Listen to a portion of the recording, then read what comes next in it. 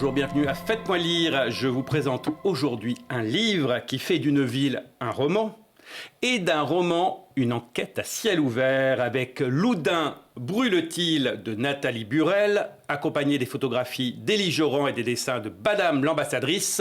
Un roman photographique qui fait de Loudun, dans la Vienne, un personnage entier, traversé par ses légendes, ses gloires et ses affaires, depuis les possédés d'Urbain Grandier jusqu'à l'ombre de Marie Bénard, tandis que l'ascension de René Monory dessine l'autre versant, celui du destin social et politique. Bonjour Nathalie Burel. Bonjour. À quel moment cette ville vous a-t-elle attrapé au point de devenir une matière de roman? Ouais. Alors, pendant l'ennui mortel du confinement, je me suis intéressée au livre d'Aldous Huxley sur Urbain Grandier.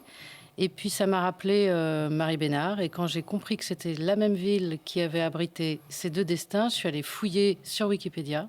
Et j'ai vu qu'il y avait une multitude de destins incroyables à Loudun. Et ça m'a donné envie de faire exactement ce que vous avez dit, d'une ville, un personnage.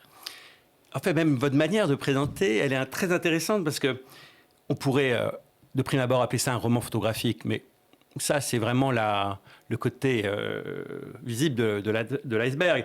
Mais il y a quand même chez vous quelque chose de l'ordre de l'archéologue, quelque chose de l'ordre même de la monteuse. Vous montez des informations, n'est-ce pas? Oui, j'aime bien cette idée. J'aime bien à plusieurs titres. C'est qu'il y a une chose que j'ai bien aimée de Loudun, c'est quand j'ai appris la vie souterraine de Loudun. Donc j'aime bien cette idée d'aller fouiller dans les entrailles de cette ville, puisque... voilà, je ne sais pas si je peux le dire là, mais les catacombes ayant été inondées, les champignons de Paris sont maintenant élevés en terre de la Vienne, quoi. Ce qui est toujours particulier de se dire qu'on mange ces champignons-là. Exactement. Comment vous avez construit alors précisément l'architecture du livre? J'ai combiné ça de sorte qu'on ait vraiment cette impression que les personnages se croisent dans les rues de Loudun. Donc je les ai fait... j'ai collecter en fait des informations sur chacun des personnages sur les mêmes points pour chacun d'eux. Donc en fait les moments où ils ont rencontré Monory, les moments où ils ont rencontré Marie Bénard, les endroits de la ville qu'ils fréquentent, voilà. Et donc ça pour donner cette impression qu'on chemine dans la ville et qu'on voit ces personnages se croiser au détour des rues. Oui, d'ailleurs même parfois on a l'impression d'une sorte de constellation quasiment irréelle, tellement des personnes très différentes se croisent, aussi bien une empoisonneuse qu'un président du Sénat, et ça fait une sorte de photographie en mouvement aussi. Oui. Qu'est-ce que vous vouliez dire justement de ce type de vie là, à cette échelle-là? À cette échelle-là, je voulais dire qu'il y avait une infinité des possibles, en fait, même dans un lieu comme celui-là. Alors, je suis une vraie rennaise au sens où je suis née à Rennes, mais j'ai grandi dans un village où on a l'impression que rien ne peut arriver, que rien ne va jamais nous arriver, que la vie se passe forcément ailleurs.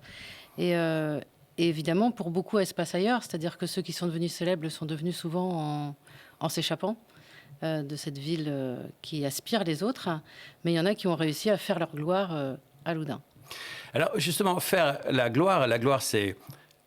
par l'extérieur et à l'extérieur, mais c'est aussi à l'intérieur. Et ma question, c'est de savoir, Marie Bénard, elle traverse le livre comme une sorte de fait divers qui est devenu une sorte de climat, voire une climatologie de la ville. Complètement. Qu'est-ce qui vous intéresse littérairement dans le moment de basculement où une ville cesse de raconter un événement et commence à vivre dedans et finalement à devenir elle-même la ville de cet événement-là? Oui, et puis commence à le fabriquer aussi. C'est-à-dire qu'il y a une ville qui, entre Urbain Grandier et Marie Bénard, fabrique un coupable ou une coupable.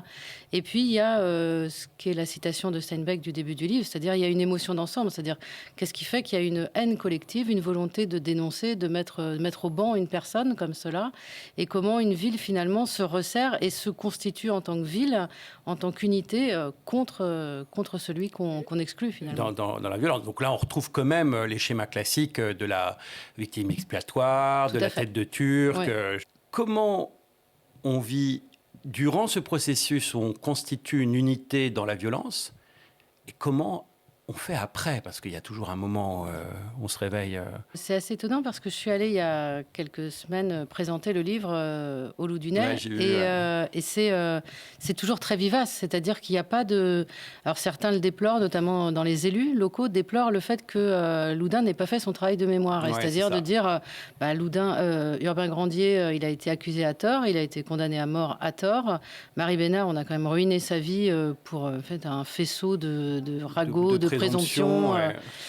Mais Loudun ne fait pas son mea culpa du tout. Alors, ni ne s'empare de ça et regrette énormément. C'est-à-dire, quand moi je viens là, c'est une accusation de dire mais qu'est-ce que vous venez encore raconter ça? En fait, il n'y a pas autre chose à dire de notre ville. Ben, finalement, il n'y a pas tant que ça à dire de la ville, sinon les gens qui y sont. Et comment on se traite les uns les autres, et comment on fait ville, et comment on fait corps. Le vivre ensemble, qu'on dit à Mais Rennes. enfin, vous voulez dire une chose horrible, c'est qu'ils sont bloqués dans une boucle narrative qui se répète Moi, sans cesse. Hein. j'avais envie de raconter ça. C'était la part légendaire, puisque vous employez ce mot-là. La part légendaire, c'était ça, de dire comment il y a une reconduction du même siècle après siècle, en fait. Et oui, est-ce que c'est pas ça qui constitue une ville, en fait, parfois? Comment on peut briser En faisant un travail de mémoire, et ce qui est vraiment pas le cas, c'est-à-dire qu'il y avait une plaque commémorative d'Urbain Grandier, elle a été volée, prise, on ne sait pas vraiment, elle n'a jamais été remplacée. En fait, on ne peut pas aller à Loudun sur les traces de Marie Bénard ou d'Urbain Grandier. Ce travail-là n'est pas du tout fait.